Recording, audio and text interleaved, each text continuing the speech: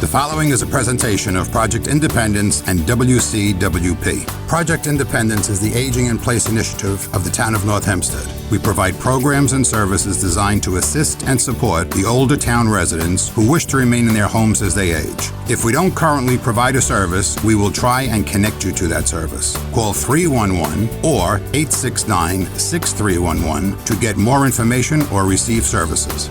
Welcome to Project Independence and You.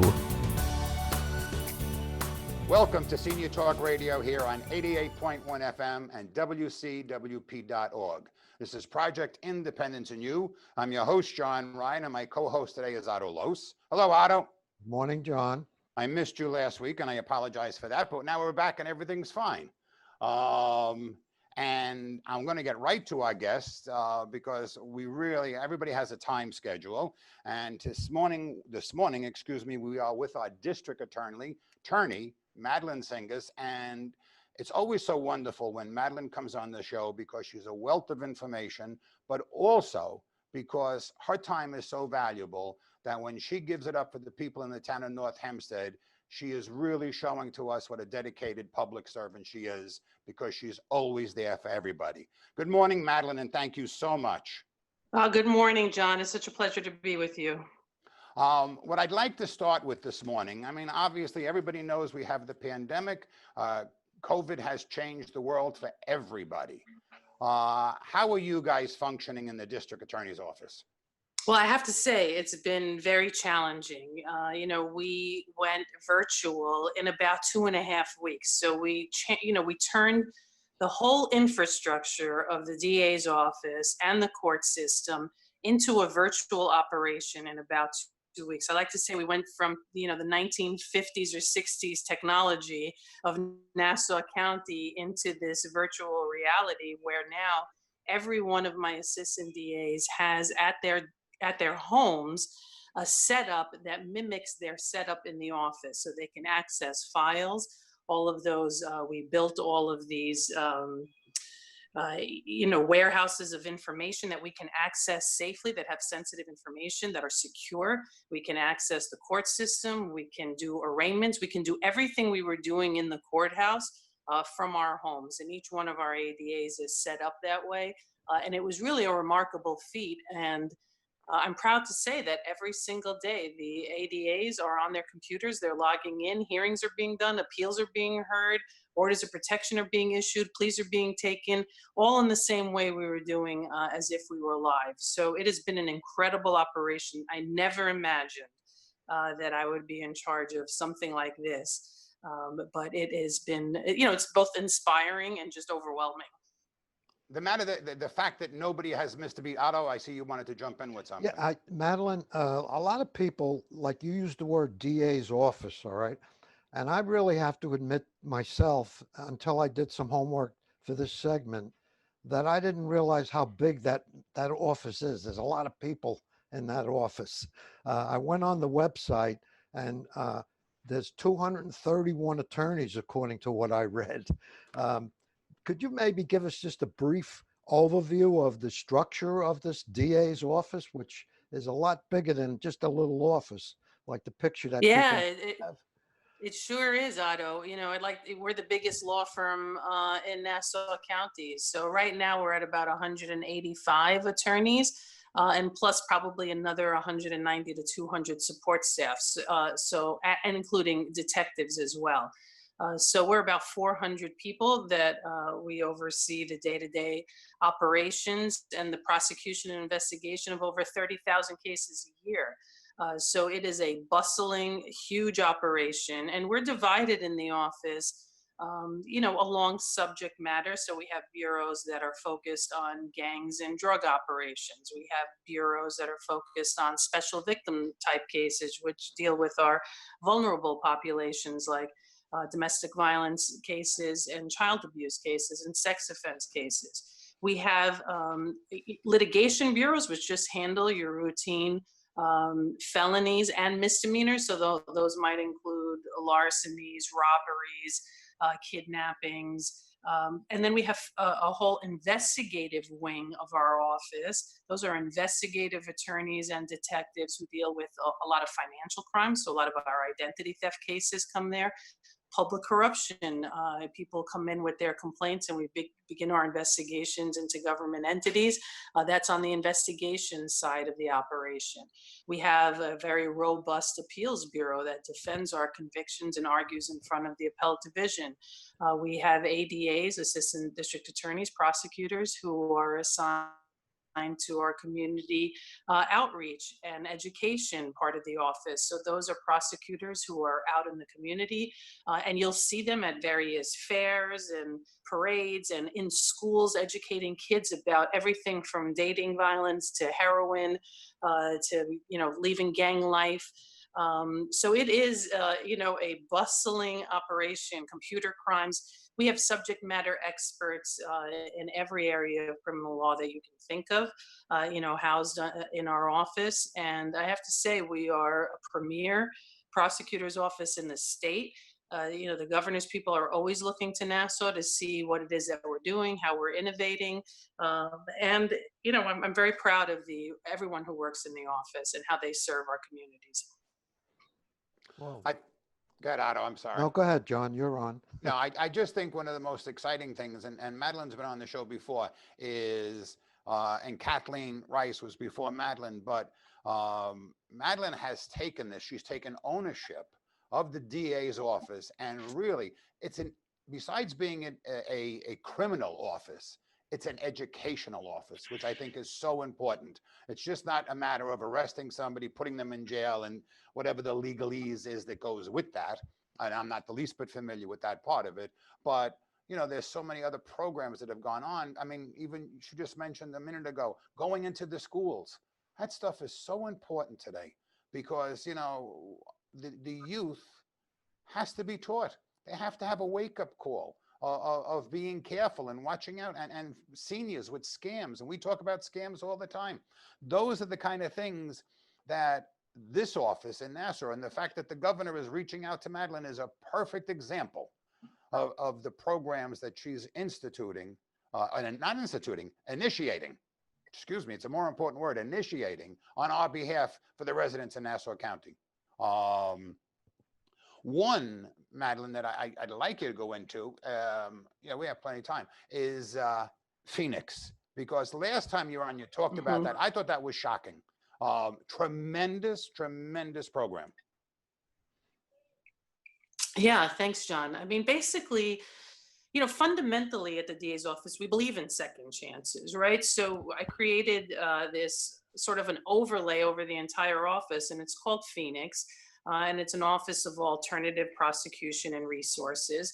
And basically, the Phoenix oversees all of our diversion programs. So sometimes when people come in with criminal cases, we look at the case and we determine that this defendant in this case is better suited to diversion, right? So they go through a program. Sometimes it involves drug treatment.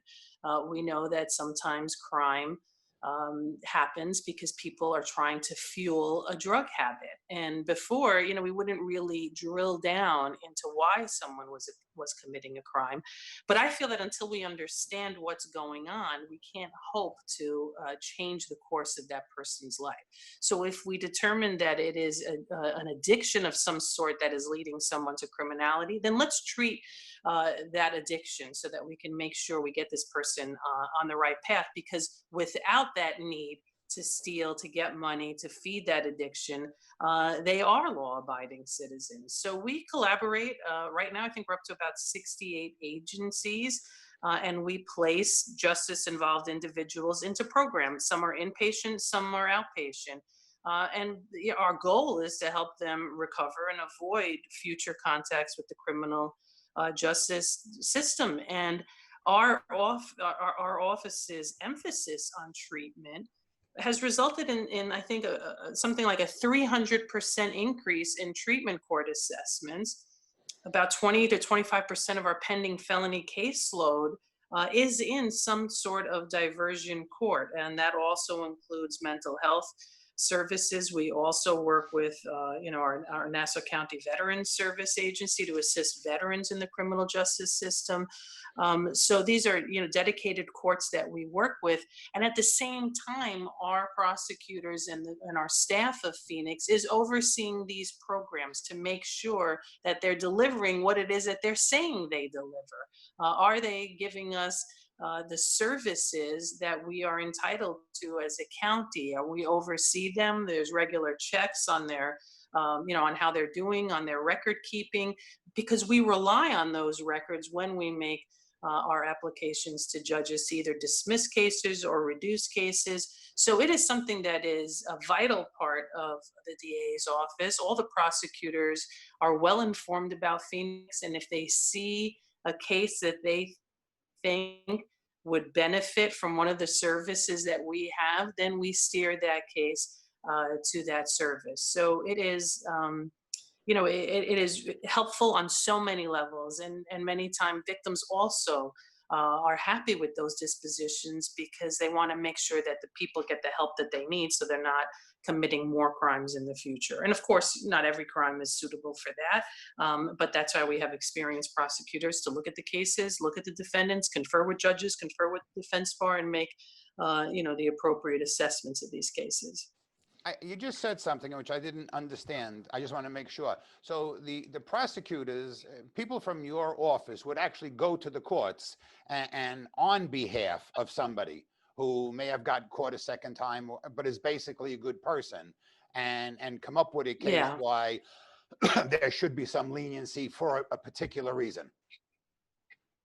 Yeah, exactly. Oh, okay. So the prosecutors are looking out for the defendants who would benefit from some kind of services and treatment. And we work with defense attorneys to make sure that that person gets those services, ultimately to prevent future crimes, right? Because if we don't deal with the underlying addictions, the underlying mental health illnesses that's causing people to enter the criminal justice system, then it's just a revolving door. So in order to stop that revolving door, we're saying, what's the root of criminality here? And can we do something as an organization to stop that and assist this person and get them back to a law-abiding life? And that's the genesis of Phoenix. That's perfect. Now, we're in the courts, so let's stay in the courts. And we can start this before our next break in reference to, I know you're trying to get increase in juror pay, which I think is so important to increase diversity in the jury selection process. Yeah, absolutely. That was one of the recommendations that I made. Let's make sure that, that people can actually afford to come in and be a juror. Let's make sure that, I don't think the juror rate has been increased. I can't even remember the last time, and I've been in the system for 30 years. It's $40 a day. Well, that's insufficient. And so many people say, I can't afford to do that, not go to work and come there to get paid $40 a day. Some jobs aren't paying those salaries for people who are out on jury duty. So for those who are self-employed, or maybe they rely on tips, they might hold multiple jobs. The cost is, for them to serve is too high. So let's increase that jury pay and increase the diversity of our jury pools. I agree with you there 100%. People have been locked in their house for 3 months now. I don't know the exact number. And we want to talk about domestic violence, because I did read something recently from the Safe Center where I think the number was up 30%, whether it's true or not. Sometimes the numbers can be a little vague in the beginning. Madeline, what are your feelings there? What's going on with domestic violence? Is it something we can talk about? And it's something we should absolutely, something we should absolutely talk about. And we're concerned in law enforcement. That's the fundamental truth. We're nervous because we know that people who are in abusive relationships or were in them are now in these abusive relationships, and they are essentially locked in with their abuser, right? They're sheltering in place with the person who is causing them the most pain and violence. And that has us really nervous, because we know from all the women that we've interviewed, and I've been doing this again a long time. And as you know, John, I was a special victims prosecutor, so these cases are near and dear to my heart. I've spent many hours talking to women and young children, and often when the time that they're able to report crimes, the time that they're able to make a break from their abuser is when they're out of the house, when they're at work and they confide in a coworker, when they have the time away from an abuser to go to somewhere like the Safe Center, to meet with an advocate, to sit down and come up with a safety plan and an exit strategy. All of those avenues are now unavailable to a woman, and I'll say woman because most of our victims in DV cases are women, but obviously there are some men as well. But most of those avenues are now shut for a woman. And if she is trapped in with her abuser, and the levels of control are really extensive, she might not even be able to place a phone call because he's looking at her phone and looking at her text messages. And she is essentially trapped in, a house of horrors. And we're concerned about that. There are some reports that calls to the hotline are up. Cases, actual arrests in our office were down over the last few months. And again, that makes me nervous. That's not because it's not happening. We know it's happening, but women aren't able to report and aren't able to come into court and get the assistance that they need. So we're preparing our Special Victims Bureau and our advocates for what I think will be an onslaught of cases once everything is lifted and people are able to again engage in behaviors that will allow them to come forward and talk about what's been happening. So I tell people, neighbors, friends, if you can, go by and stand at the doorway of someone that you think might be in trouble and just eyeball them, right? Because on the phone it's hard. On a text message, if you say how are you and they write back fine, well, you can't really tell from their voice, obviously, in a text message what's going on there. So if you can, check in on your neighbors, check in on your relatives, take a look at them. The same thing goes for kids, right? Because if you think about this, a lot of our reports of child abuse and child sexual abuse would come from the schools. Teachers have eyes on these kids. Teachers know these kids' behaviors and they know when something is wrong. They might see bruises. Kids might open up to a teacher or someone in the school system, and then they're mandated to report to a state agency. Well, now that's not happening. And no one has eyes on these kids because they're inside, in their houses. And unfortunately, sometimes these homes, which should be the place where kids and women feel the most protected, are actually places that are, just full of violence and pain and shame. And that's what we're worried about. So I just want to make sure that people understand that there is help there, that you can call 911. There is emergency housing for women if if it's needed. Orders of protection are still being issued in courts. I want to put the number out if I can, John, of the Safe Absolutely, Center. please do. Yeah, it's a 24-hour, 7-day-a-week hotline, 516-542-0404.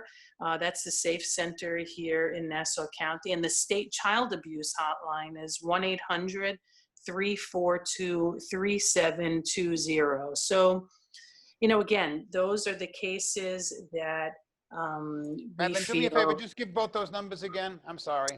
Yeah, sure. The state child abuse hotline is 1-800-342-3720.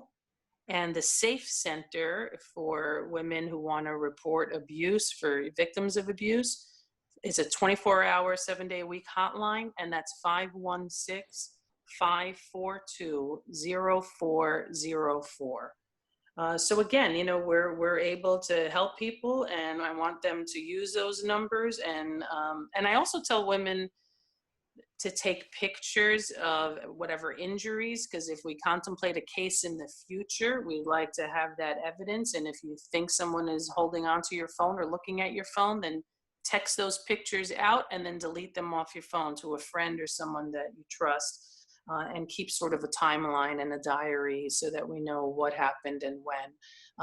If we ever need to make a criminal case, that would help. Otto, go ahead, Yeah, Otto. just another thought, Madeline. I just Yeah. read not long ago that in situations like that, chatting and text messages might be not a bad way to fly either, because as you pointed out, with photos, you can delete them. If Right. somebody catches them. So what's your thought there?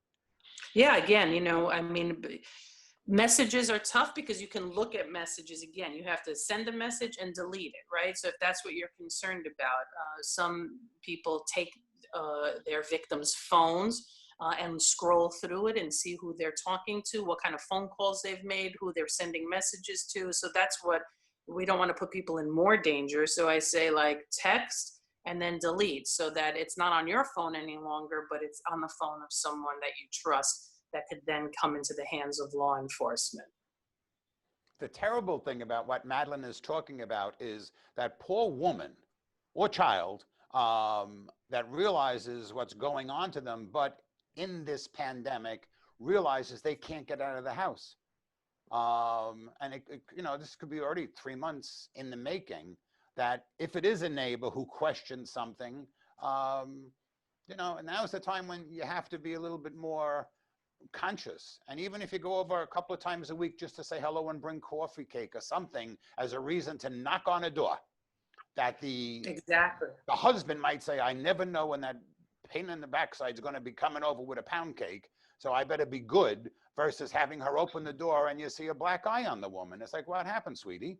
And that's the importance of a neighbor. Who cares? And then after this is up, hopefully they'll get the proper treatment. Get Otto. Yeah, exactly. And you know what? Get Madeline. The other thing is, when you think about the stress, right, that this has caused, this pandemic, so many people, and if an abuser is out of work and there's a financial strain and he's drinking, now he's drinking even more. He's under the stress of not having a job. She can't get out of the house. Everything is exacerbated in a pandemic like this. So if you have a substance abuse problem, well, now you're self-medicating even more because of the strains that have been caused. So yeah, when we say we're all in this together, we are all in this together. So be a good neighbor, be a good friend, look into the people, look on, your neighbors, your relatives. When someone's in trouble, reach out to law enforcement, and let's look out for each other. I don't. Yeah, just a thought that I'm admitting I don't know enough about it, but the flip side of that is the person who is the abuser. Are there programs out there that help people who do that not do it? Yeah, I mean, look, there are what we call batterers intervention programs, which sort of ask abusers to figure out their patterns and how to break those cycles.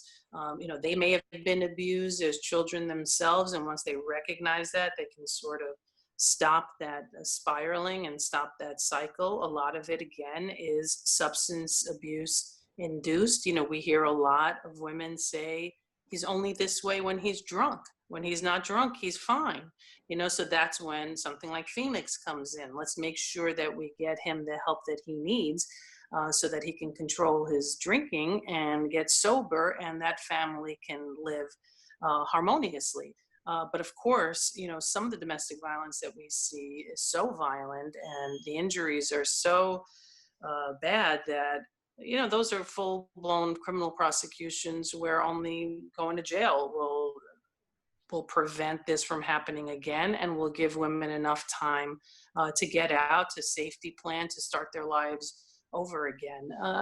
These are desperate situations. And again, that's the stuff that keeps me up at night, like thinking about, these vulnerable people in homes where the violence is just escalating and they have nowhere to go, no one to turn to because they've been stuck in their houses. The same goes for our elders. If you're in a home with an abusive child or an abusive grandchild, like, you no longer have the ability to go out to the local Y or to a senior center so where people can see you and you can interact. Now, again, you're not even going to the doctor. I mean, think about our seniors. Lots of times they're visiting their doctors several times a month. And the doctor, nurses, the receptionist has, again, eyes on this person and says, how are you feeling today? What's happening? Now imagine for months that hasn't been happening. And if they're in a home where someone is abusing them, we're not going to know about it. So again, those are the things that concern me. For many of us, it's been, like I've had my kids home, they're about to go off to college. It's been great to spend some real quality time with them before they're off to college. But for so many people, it's not a safe place to be sheltered with in your home. And that's what we're concerned about. And the shame of it is, it's a small segment of the population. So people listening to this program, it's a wake-up call that you have to appreciate the love, like you're saying, with your kids. It's a wonderful thing to be with your kids. An opportunity you wouldn't have had if you were working 9 to 5 plus in your DA office every day. Here 9 to 5, John. What do you think I'm working? I said 9 to 5 plus, Madeline. 9 to 5 plus. That's a half day for me. But it's the truth. Now you have some quality time with the kids. It'll never happen again, hopefully, in our lifetime that it's been like this. Right. It's just absolutely great. I say it to my wife. We're hanging out all the time. I told my mother-in-law, I said, your daughter's actually nice. We're enjoying it. But honestly, you're running around all the time. You don't spend that much time together. Right. This really, but the other side of it is the negative. When the poor woman is petrified because she knows he's drinking, and there's nobody around but her, that God forbid. But it was an important segment, Madeline. Thank you very much. And actually, we're out of time. So I want to thank you so much for taking the time to be with us. You shed a light on a very important issue for our listeners. I want you to be safe. We're not going to have you on before the kids go to college, so good luck to them. But we'll be talking soon. You're listening to Senior Talk Radio here on 88.1 FM and WCWP.org. We'll be right back. Welcome back to Senior Talk Radio here on 88.1 FM and WCWP.org. This is Project Independence in You. I'm your host, John Ryan, and my co-host is Otto Lohse. We learned a lot in the first segment. I'm sure with Peter coming up, it'll be even more. She's wonderful. I love Madeline. She does such a wonderful job, and she is the district attorney for the people. She struggles, she fights, and she has everybody's best interest in Nassau County at heart. Right now we have Peter Janowsky coming on, and Peter is my partner, and I want to go through 3 different things, and Peter will cover most of them. About 2 weeks ago, we had somebody from Tom DiNapoli's office on, Joe Galante, talking about beneficiaries. I want to go over that again, which is so important. As of yesterday, we have 120,000 people who have died from the coronavirus. That's probably 100,000 beneficiaries that have been taken off accounts because a lot of them are seniors and stuff has to be replaced. I also want to talk about fiduciary versus best interest standards on how an account is supposed to be handled by a financial advisor. And last, something that the Trump administration just put through in reference to 401k plans, and that is now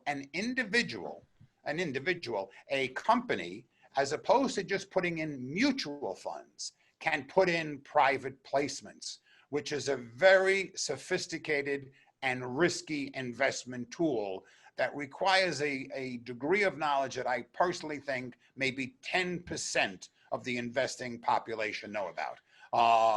So it's my pleasure to introduce my partner, my best friend, Peter. He's taking it over. Oh, thanks. That was nice. Yeah, no, I did good. You did wonderful. You could hear me okay, right? If I lean in like this? Talking to the Okay. vase. I'm talking into the vase. So John just mentioned a long list of things that we like to go over in this half hour. And he mentioned, I know we're going to talk about beneficiaries first, but he mentioned something called best interest rule versus fiduciary standards. A lot of people aren't even aware of what's going on in our industry. In the last couple of years, it's been set up so that the consumer, the investor, is much, much better protected from misdoings in our industry, fraudulent things, abuse, especially in the area of paying too much for something, high commissions, and so this is all designed to increase transparency and increase disclosures of what the financial professional will be doing with a client. And our industry, it's debatable if it's right or not, is highly scrutinized, not just when it comes to investments, but also on the insurance side of things. So it could be annuities, it could be life insurance, it could be health, disability, it could be investment, it could be on the 401k arena, it could be just about anything. This new rule that's put in place is called best interest, and there are best interest contracts. So firms such as ours and other and then in the industry like Merrill Lynch, Morgan Stanley, any financial professional firms have scurried in the last year or so to get all the paperwork in place, and they have defined their own standards to make sure they are covered in this new rule. So if you happen to be opening up a new account, or you're seeing changes with existing relationships, or advisors coming to you and saying, hey, listen, we're changing a few things, you have to sign these papers. It's real, at the end of the day, it's really in your best interest. It's to protect you as an investor, because once again, there's going to be more disclosure and more transparency. There are products that do have commissions, and I mean, nothing's for free. So I think that the main point of a lot of these changes is so that the transparency on the commissions and what people are paying for these products, whether it's life insurance, annuities, it could even be an investment account, what they're paying per transaction, is again so that it's putting the investor first, it's putting the consumer first before anything, and everything is going to have to be disclosed. So when John was saying, the differences between this new best interest rule and fiduciary responsibility, it gets a little gray, but it's clear that the best interest rule doesn't always necessarily have to put the cheapest product first. It says that it has to, in many ways, it says that commissions shouldn't be considered, but when it comes to a fiduciary responsibility, the fiduciary responsibility is much clearer in saying that fees are a bigger consideration and they have to be disclosed. One of the ways in our industry, which John and I do a lot of work with to relieve ourselves from worrying about fees and costs, is that we don't charge per transaction. We charge annual fees. So it really doesn't make a difference what mutual fund we're using, or exchange traded fund, or what stock we're picking, or whatever it could be, a CD, a bond. It doesn't make a difference because it's not going to change our rate of pay. Actually, I'm going to jump in with one thing also, which is very important, and people should ask their advisor. Peter is an accredited fiduciary, which means he legally cannot sell you something which would be the more expensive item. I am not a fiduciary, but since we work together, I have to go along with the fiduciary rules. But if something is suitable, and just say the commission is $100, and it makes sense for you to buy it, but there's another one just as good, and that commission is $25. From a fiduciary perspective, you have to sell the client the one that's $25. It's the law.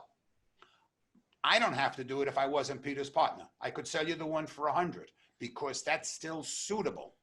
However, being involved with Peter and doing everything 50-50, him being a fiduciary, having taken the courses and getting licensed and renewing his license every year, it would be illegal for him to do that. He has to find what is suitable, but he has to find you also the best buy, which is a very interesting thing. Go ahead, Otto.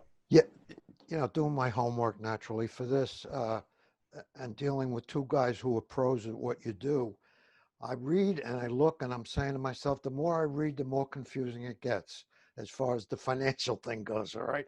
I just jotted some stuff down.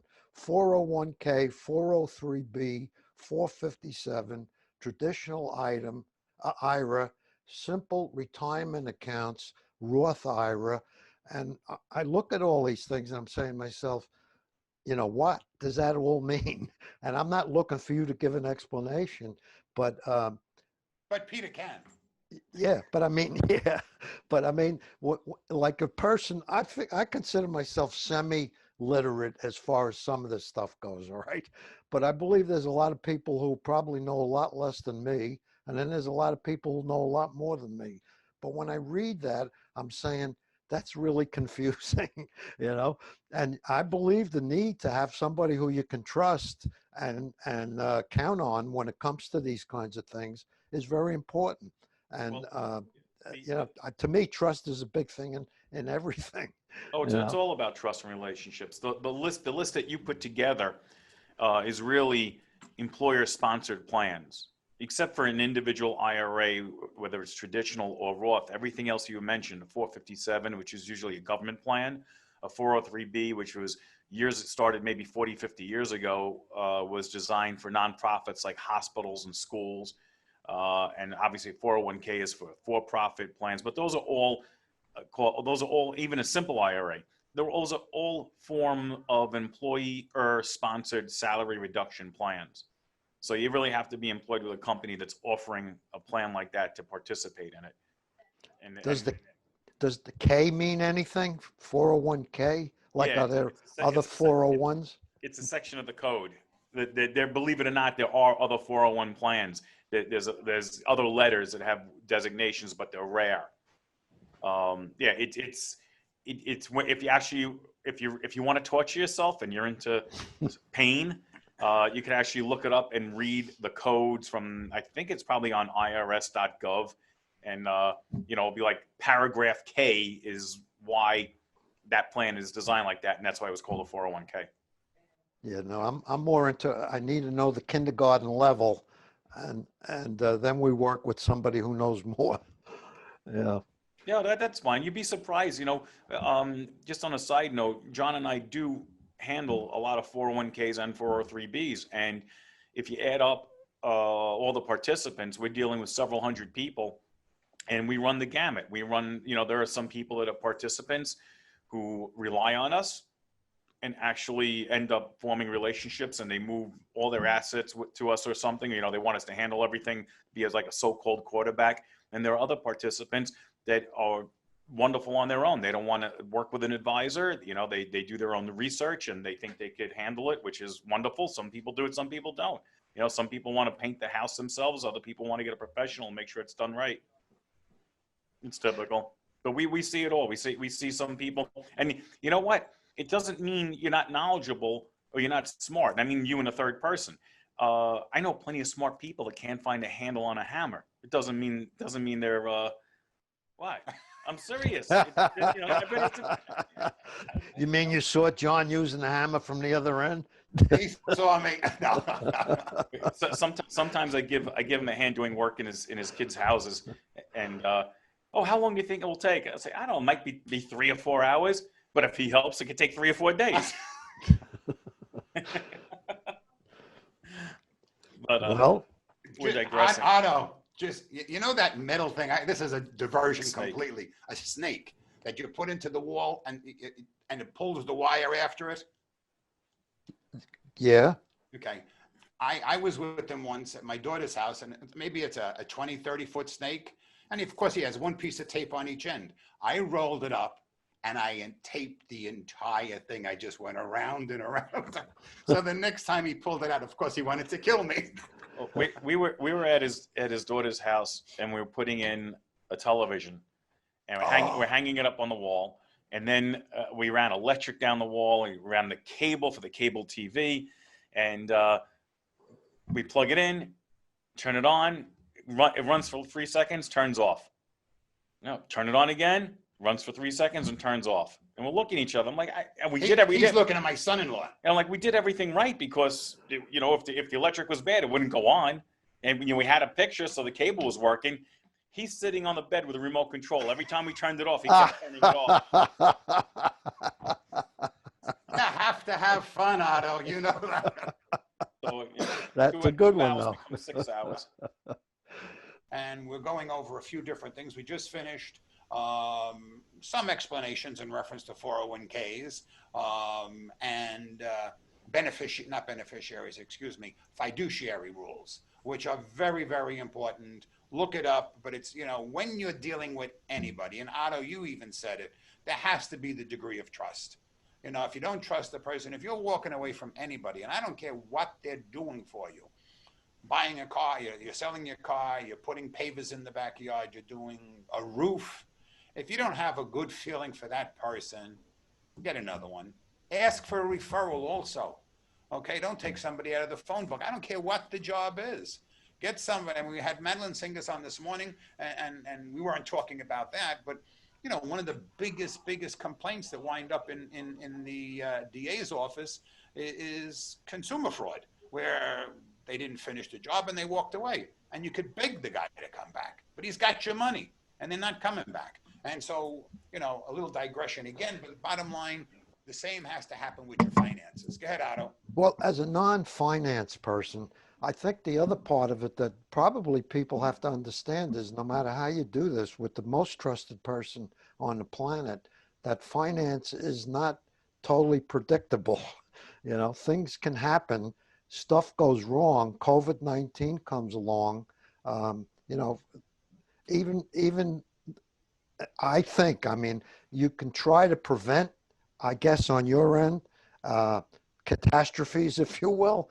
But I know people who've been in IRAs and they had money in there, and it was 2008, a cousin of mine, her and her husband panicked.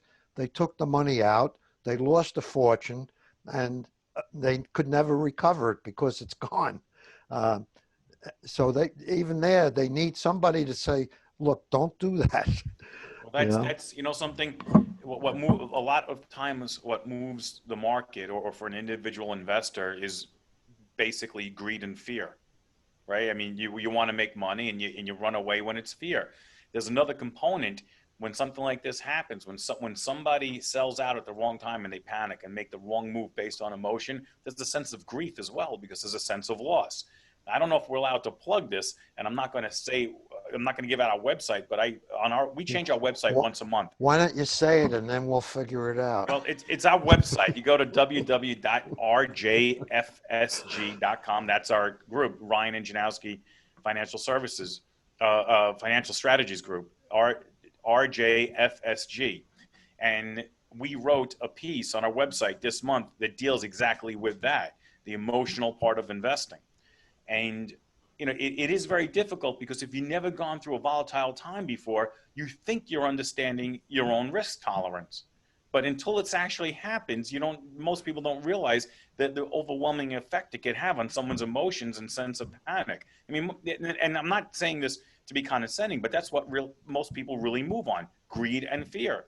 It's your fear that you fear that you're going to lose your money, and the greedy part is, well, yeah, I don't want to lose any money, but make me some money if you can. It's not that easy when the market's dropping 20-30% in 3 weeks and then bouncing back like this. Like you said, you never know what's going to happen. No one can predict the future. There are ways of mitigating risk. Everybody's different. What's good for one person is not going to be good for the next. And I really think that this was a bit of a wake-up call for everybody to look inside themselves to really understand how much risk are they willing to take and be able to sleep at night. Yeah. What about like right now? The thing is, people are, if they want, they can take up to $100,000 out of their IRA, or you can cut out your minimum distribution for this year. What's your feelings about that? Oh, cutting it. Well, the RMD, which is the required minimum distribution, which is being suspended this year, is fantastic.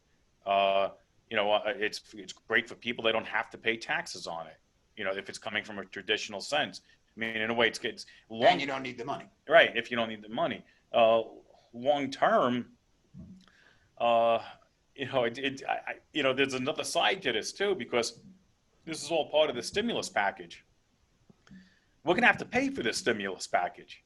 I don't see too many people talking about it in the news.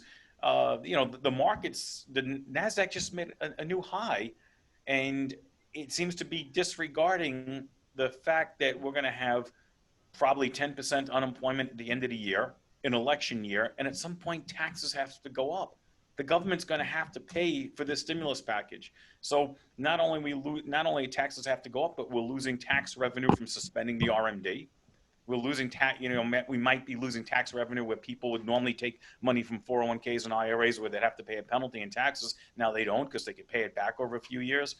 So yeah, it's great. It's great for the person. It's great for the consumer, but again, it's going to add to, as a country, it's going to add to our tax bill.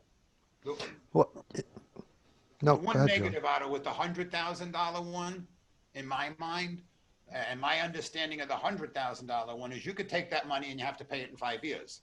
You have to pay the taxes on it. Oh, you have to pay it back. Yeah, and then how many people say, "Don't worry, I'll pay it back," and now you don't have it to pay back. So that's $100,000 on your taxes in 5 years. Yeah. As opposed to taking it, so which sounds wonderful because, we have clients that turn around and say, I just need 5,000 or 10, I'm going to send it back to you. Rarely does anybody send it back, which is fine. That means they needed the money. So if you're taking out $100,000, maybe to give to your kid, maybe to do something, put an extension on the house, whatever it is you need, you're taking it, but the government wants their taxes eventually.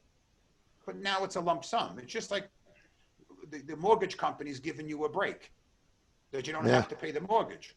You got to pay it eventually. So in 3 months or 4 months, instead of paying $3,000 a month, you're going to have to pay them $12,000. Well, if you don't have the $3,000 a month for the next 3 or 4 months, where you're coming up with $12,000 at the end of 4 months, and now you have a problem because that happened in 2008. Now they're going to come after you. Now there's going to be penalties on it. There won't be penalties prior to it, but now you're in arrears for $12,000 because now the special grace period is up. So any of those things, I have, the fine line, or the fine print rather, is so deep that I just avoid it. Keep it simple, keep it vanilla. The RMD one is nice and clean. Don't take it. You don't have to pay your taxes. Let it go till next year if you don't need it. So you have another year for the money to grow, tax deferred, and you have a little less you're paying to the government this year. That's a different story. The $100,000 one, I don't go along with that. And deferring mortgages and everything else, I don't go along. That's just my philosophy, because people will get burnt. And then there's nobody in your corner saying, "Oh, don't worry about it for another." Even these people with not paying their rent, they're going to have to pay it. So what's going to happen is, and I think it's in New York City, they have a six-month grace period. Well, if you can't pay your rent for 6 months, believe you me, that landlord at the end of 6 months is going to put you out. And they're going to have 6 months to do it. So you may wind up living for 1 year in Manhattan rent-free. But once that is up, you're going to be in the street. Do your best. Make a deal with the landlord now and say, "I can't give you $2,000, but I can give you $1,500. He would be very appreciative because you're helping him out. That's, again, this is... Well, what Peter's, with the stimulus package, to me at least, I visualized the printing presses working overtime in order to get this money into the system. And then the other one I just ran into was my own dentist. I had quite a chat with, and he's having a hard time getting some of his people back because they're getting $600 unemployment. I don't know how long that's going to last, but in some cases, these are people who were just about making that in the first place. So now they can get that without working. And I don't know how long that's supposed to last. I don't know what the date is on that, but there's a lot of things that are going to have long-term effects, I think, that we don't really have to live with yet. That's one of those fights going on right now with canceling that 600 or keeping it going. And at this point, I don't think there's enough votes to cancel it. But why would you go back to work and lose $600 when you're staying home? And with the unemployment and the $600, you're actually making more. Well, at some point, if they actually wanted to put time and energy into the system, they could modify it to put some kind of scaling in place. You would think, but then it would probably require all new systems and everything, and just to scale it. But it's going to have to change at some point. We can't pay for this forever. Yeah, no, and the amount of money that they're throwing into the system, it's spooky. And you still have 40 million people unemployed. No matter what the game of coming up and coming down, the percentage of unemployed, the percentage of businesses that are not going to reopen. It's staggering. And then when they do reopen, they're going to be opening at 20, like these restaurants that are reopening now, but they're opening at like 25, 30% of capacity. So if you're paying your rent, I don't think the landlord's giving you a 60% reduction in rent. So we're in, I don't know. It's such a bizarre, we've never been here before. What it does prove is you always have to have money for the rainy day. So if we're going to go to finances on this, when Joe Galante was on from the controller's office a couple of weeks ago and he referenced that piggy bank, savings, what was it? Savings. You had three charity. things. Yeah. At least I know there were three things, but what were they? One was donations. One This was is savings, Senior and Talk Radio. You're allowed to forget. yeah, one might have been like fun, vacation. Yeah, make savings, vacation, and donations. But Right. savings had to be the biggest, which is the truth. And this is a country that really goes paycheck to paycheck. And those people have had a rude awakening. And that's why the comeback is going to be that much more difficult. There's not a lot of people. And then unfortunately, which always does happen, and I'm not the person to read the fine print, but even that $500 billion that was given out, nobody knows where it went. And they're not telling. There's no oversight. They fired the oversight. I don't want to get too political on the show, but there's very little oversight to where all the funds went. There's none. There's basically no oversight on the federal level. I agree. Right, and which is a disgrace, because it's needed for the smaller guy. The bigger guy doesn't have to go from 25 million to 30, in my mind. But the poor person out here with two children and just getting by with formula or whatever they're doing needs the extra 500. It means something to them, and that's an important consideration. But actually, we're out of time already. This is amazing. I want to take a moment to thank Peter to give up his time to help go through some of these things with us this morning. And then, of course, for Otto for giving him a good grilling. I appreciate that, Otto. You're listening to Senior Talk Radio here on 88.1 FM and WCWP.org.